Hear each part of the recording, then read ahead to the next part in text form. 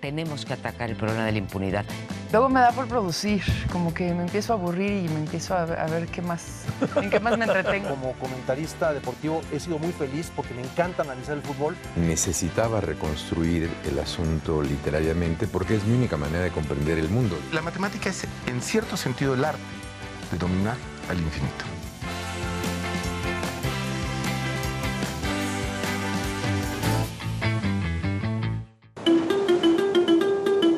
A través de estos desafíos, lo que realmente para mí es valioso es que me lleva siempre a un nuevo redescubrimiento de mí mismo, una revaloración de mis capacidades, ¿sí?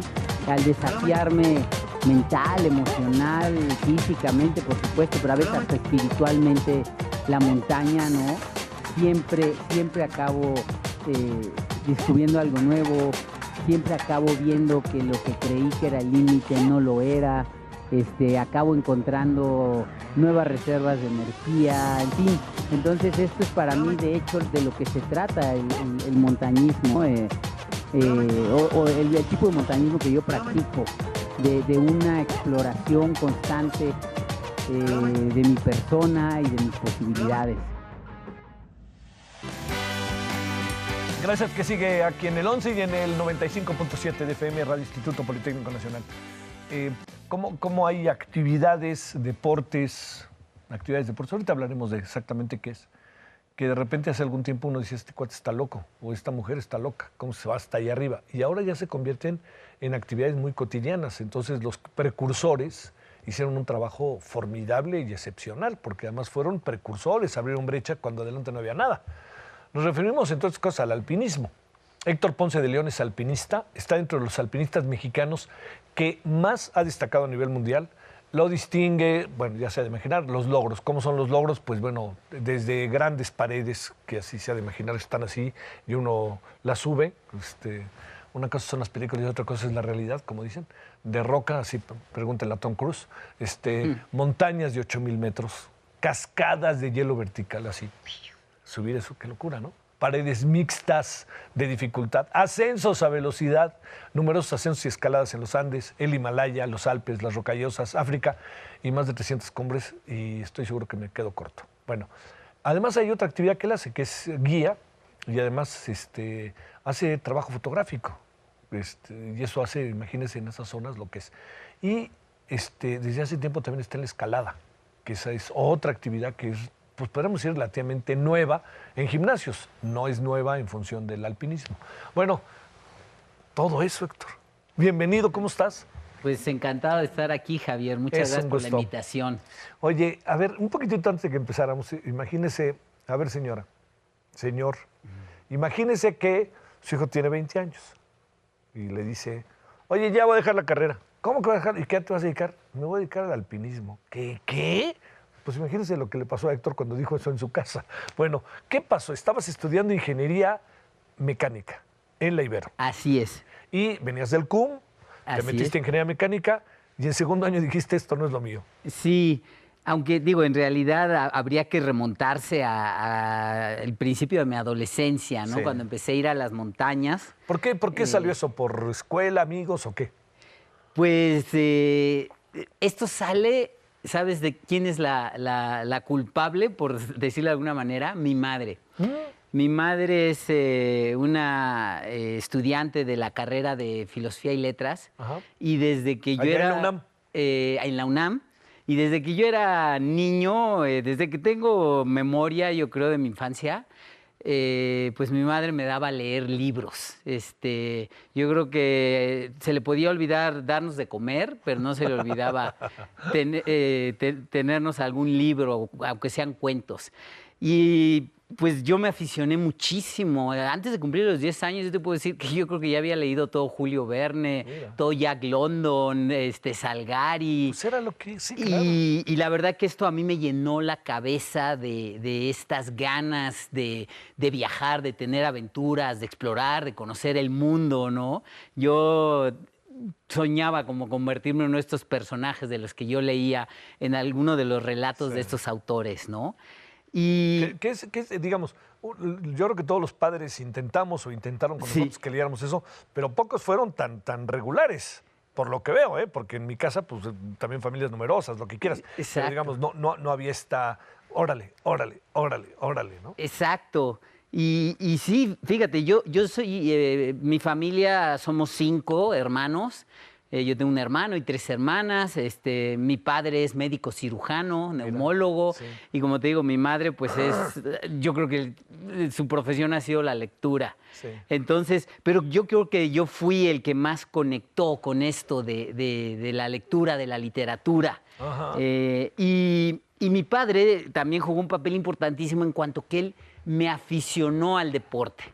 Me aficionó a tener actividad al aire libre, a ir de campamento. ¿Y qué hacías? Además del campamento, ¿qué? Sí, ¿fútbol? Por ejemplo, nunca, tengo que reconocer que nunca fui muy hábil para este tipo de deportes, tipo fútbol, soccer, fútbol americano. Béisbol, todo eso. Exacto. Pero me encantaba la bicicleta.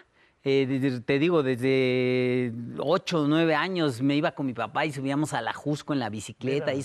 Y me gustaba mucho lo que eran cosas de larga duración, sea correr, sea bicicleta, sea caminar, por supuesto la acampada, ¿no? Entonces esta fue como una afición que te digo, mi padre me inculcó y con la que yo... ¿Qué pasaba en la escuela mientras todo eso sucedía? Porque luego resulta que la escuela influye, pero por lo que veo la familia aquí pudo haber influido para tu futuro más que la escuela. Sin duda. Para mí, pues, en lo que ahora hago, en lo que he hecho en mi vida, pues fueron determinantes esta educación, por llamar de alguna manera, que me dieron mis padres, esta formación, estos valores que me inculcaron, ¿no? Sí, claro. ¿De dónde sale esa vocación para estudiar? ¿Qué es lo que te lleva a tomar esa determinación de estudiar ingeniería? O sea, ¿había algo ahí en el camino que te gustaba? Sí. O más bien sabías muy bien que ibas a entrar para salir luego así sin saberlo. La verdad es que fue algo más en este sentido. Te digo, cuando yo realizo mi primer ascenso a un volcán, el Popocatépetl, cuando tenía 12 años de edad. Y esto, la verdad, se dio de una forma bastante orgánica en mi caso. Yo no conocía a nadie que practicara el montañismo. Pero como te decía, mi padre sí tenía esta inquietud de todos los fines de semana llevarnos a conocer algún lugar, un área natural. Sí. En un determinado fin de semana nos llevó al Popocatépetl y para mí fue ver ese cono nevado hermosísimo. ¿Hasta dónde llegaste? Que era el volcán. En esa ocasión solo fue un día de campo ahí en la base. Pero para mí fue verlo e inmediatamente conectarlo con, te digo, estas inquietud que tenía de viajar, de vivir aventuras y decir ese es el lugar donde seguro se pueden materializar.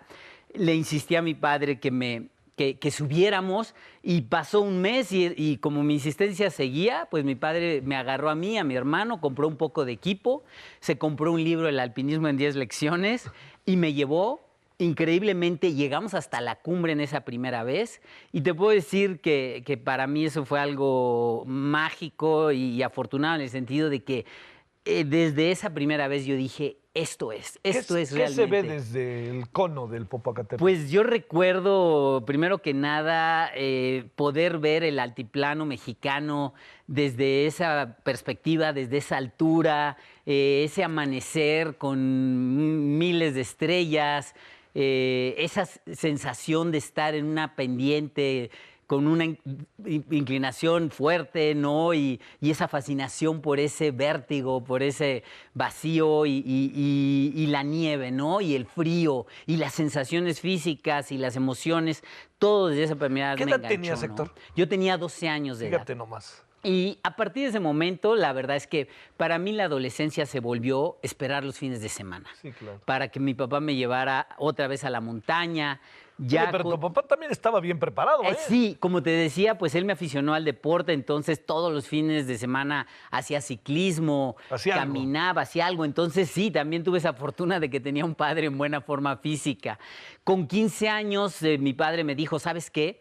Ya llegó el momento de que busques alguna organización, alguna escuela de montañismo y ahí ya con gente profesional, pues te instruyas, Oye, ¿no? ¿qué hiciste, Y porque no había internet. Exacto, no había internet No en ese podías entonces. tomar alpinismo. Imagínate, estamos Sí. hablando de finales de los años 70. Sí, claro. Y tuve también, he sido muy afortunado. Esa es tal vez una de las cosas que más, en las que más insisto. He tenido mucha suerte, he tenido mucha fortuna.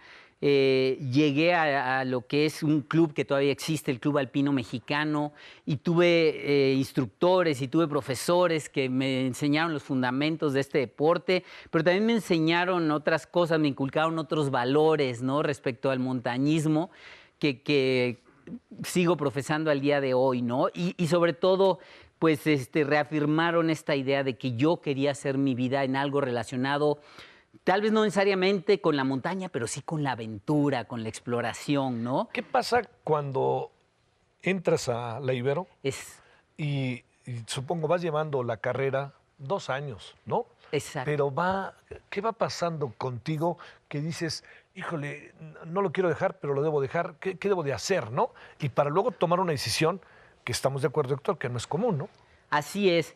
Pues mira, yo con toda esta afición y pasión que tenía por el montañismo, yo cuando terminé la preparatoria no tenía claro que me pudiera ganar la vida de eso, o ni siquiera tal vez me lo planteé No, pues en sí, ese no. momento. Y decidí, esto me gusta, la ingeniería mecánica, involucra Sí. cosas de física, cosas de energía, que a mí sí, también me ha gustado mucho, ¿no? Y decido, aquí puedo yo, me veo, ¿no? Siendo un ingeniero mecánico. Sí. Y bueno, pues curso estos 4 semestres y sí hay algo dentro de mí que dice, esto no es lo que tú quieres hacer con tu vida, ¿no? Y esto no te apasiona como te apasiona la montaña o la aventura o la exploración. Y surge esa inquietud fuertísima y coincide con que empiezo también a recibir invitaciones de los que en ese momento eran los montañistas más destacados de México para participar en mis primeras expediciones a otras montañas. Dígase los Andes de Sudamérica, el Himalaya, incluso en Nepal y en Pakistán, ¿no? Y entonces empiezo también a perder clases. Por ejemplo, participar en una expedición a una montaña en el Himalaya de Pakistán, ¿no? No, eso ha de haber sido, entiendo, ¿no? Pero eso ha de haber sido Exacto. sensacional. Y en un momento, muy crítico para mí, que se están surgiendo estas dudas, estas inquietudes de vocación, Sí, claro. de pasiones y demás. Y pues precisamente volviendo de esta expedición a Pakistán, pues decido tomar esta decisión, ¿no? De decir, no quiero hacer esta apuesta a tratar de ganarme la vida como montañista, como alpinista. La verdad es que todo era incierto en ese entonces. Yo no conocía a nadie que lo hiciera, no sabía exactamente cómo lo iba a conseguir. ¿En tu casa qué decían, eh? Pues también ahí fue un caso excepcional, tal vez mi familia, porque fíjate que una de las personas que me ayudó a tomar la decisión fue mi padre. Todo el mundo esperaría que el hijo de un médico... No, acaba la carrera y luego vemos, sí. Exacto. Y Sí. luego ya... Pero mi padre todo lo contrario, lo mismo que mi madre, pero sobre todo mi padre me aconsejó en el sentido de decir, si estás convencido que eso es lo que quieres, hazlo, adelante, deja la carrera. Y me dio un consejo, me hizo una observación que al día de hoy pues sigo teniéndola muy presente, ¿no? De que este es mi camino.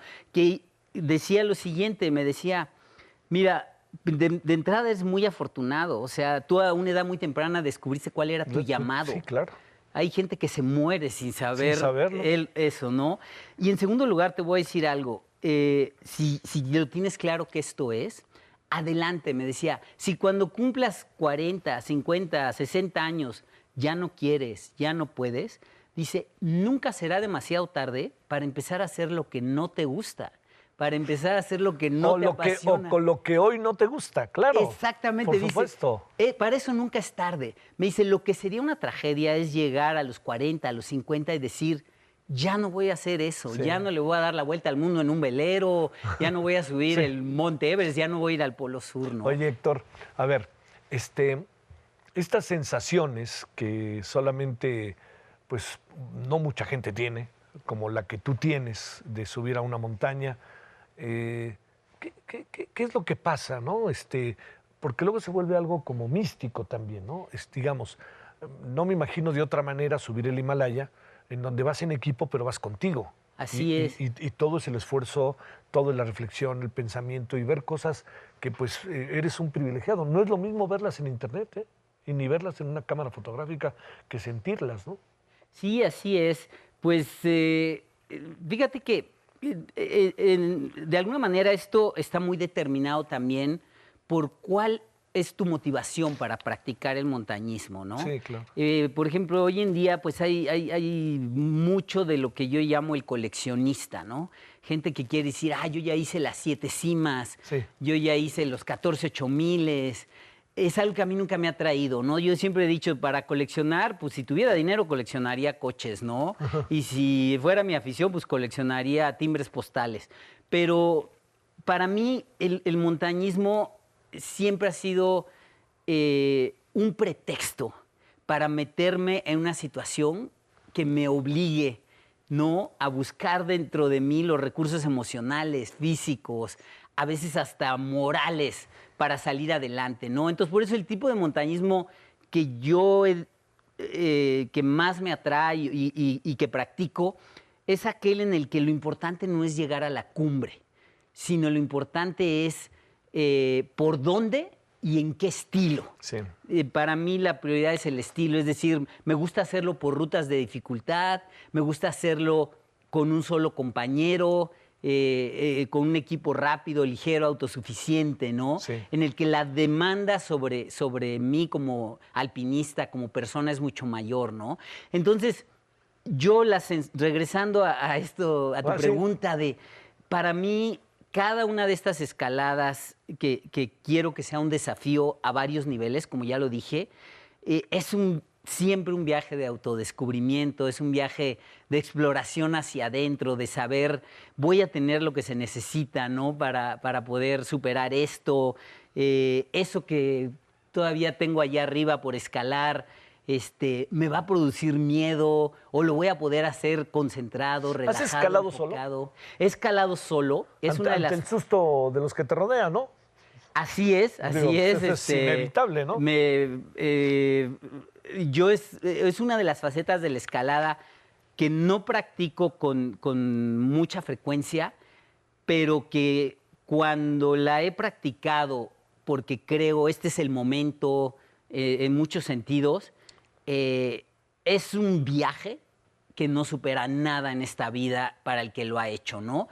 Escalar solo, sin cuerda, ¿no?, en el que no hay margen de error, no hay lugar para la duda, no hay lugar para el miedo, te lleva a un estado de ¿Dónde escala? tan absoluto. ¿A qué montaña o qué zona escalaste solo? Pues, por ejemplo... ¿Has escalado, sí, perdón? He hecho algunas montañas en Perú, la más alta de Perú, el Huascarán, solo. He hecho algunas montañas en el Himalaya, picos de 6000 metros, solo. Pero también he hecho, aunque son más cortas, ¿no?, estas que te hablo antes son montañas de 6000 metros, por ejemplo, en las que pues sí tienes que cruzar grietas y no hay un compañero que con una cuerda te asegure. Entonces están también muy sujetas a tu valoración del terreno, por dónde cruzo y demás, ¿no? Pero también he escalado, por ejemplo, paredes verticales de hielo. Esto era lo que te iba... ahora venía esa pregunta. ¿Qué es eso, ¿Qué es eso de escalar paredes de hielo? Sí.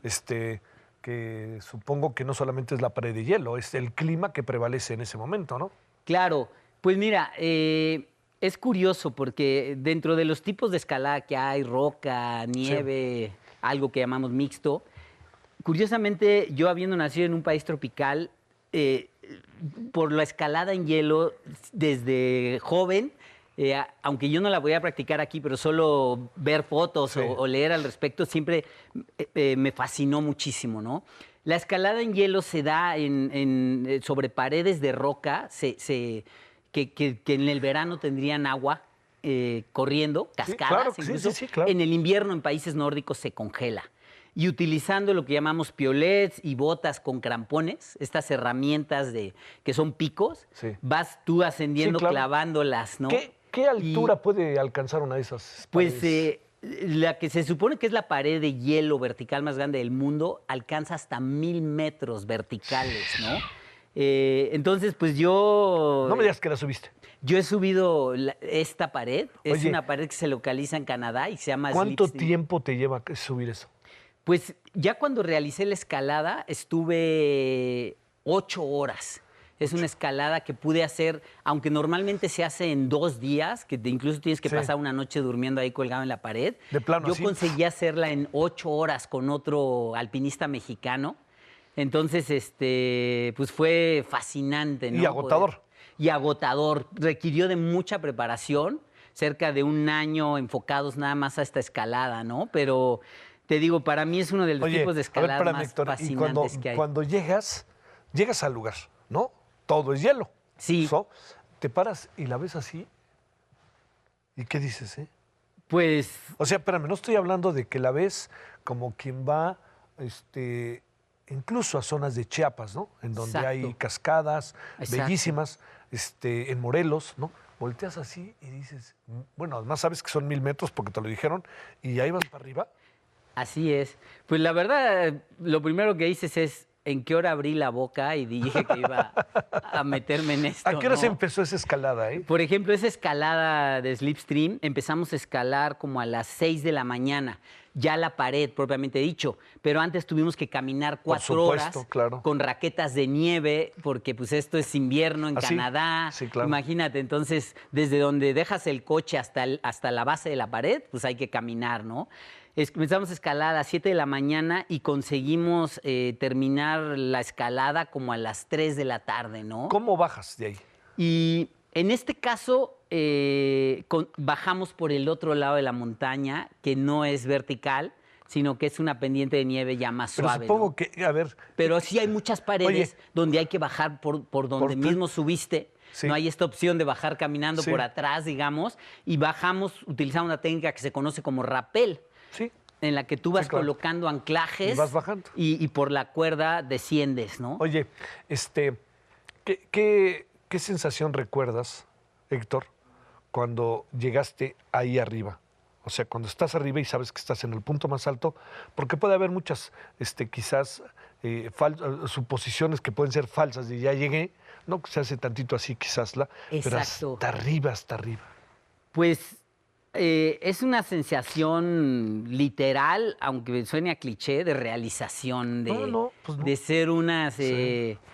Es algo, en este caso, por ejemplo, con lo que soñé tanto, porque aunque la preparación específica duró 1 año, como te decía, yo empecé a soñar con esta pared. La primera vez que leí sobre ella, yo tenía 15 años de edad. Leía que en algún lugar en Canadá había un muro vertical de 1000 metros de hielo. Y soñaba, decía, seré capaz de hacerlo algún día, ¿no? Finalmente, imagínate, casi 35 años después, consigo hacer la escalada. Entonces, fue la realización de un sueño muy largamente anhelado, ¿no? Además, Pero también muy trabajado, muy en ello. muy trabajado, ¿no? Sí. exacto. Además, te cuento algo. Curiosamente, de estas 8 horas que nos llevó en escalar la pared, los últimos 8 metros me tomaron a mí cerca de 1 hora. Porque como no era hielo, sino era nieve, que no se podía sostener los piolets, tuve que acabar cavando un túnel, ¿no? Con las manos, y me llevó 8 horas para poder ya llegar a la cima, A la ¿no? cima. Entonces, además fue esa duda de no voy a poder alcanzar la cumbre porque estos últimos 8 metros no están en condiciones, ¿no? Entonces, cuando finalmente salí como topo de ese agujero cavado en la nieve, hasta recuerdo, hay un documental al respecto incluso que tal vez escucha mi grito de felicidad, ¿no? Sí, claro. Ya lo hicimos, ¿no? Entonces, ha sido una de las veces que yo creo que más he podido disfrutar un logro. Vamos a sacarnos una foto, Héctor, Claro y que te sí. voy a hacer una ahí pregunta final, si te parece. Sí. ¿Cuál es? ¿Esa es la gran emoción que has tenido? ¿Esa es la gran emoción dentro de tu actividad como alpinista, como escalador, etcétera? ¿Esa es la gran emoción o ha habido una que supere todo esto? Pues ha habido muchas, la verdad es Sí, difícil sí, claro. decirlo, pero A ver, mencióname 2 o 3. yo creo que mi primer Everest fue muy emocionante. En el año 1996 yo hice junto con otro mexicano, Yuri Contreras, el primer Sí. ascenso mexicano del Everest por la cara norte. Ajá. Y fue un Everest que de verdad fue muy emocionante.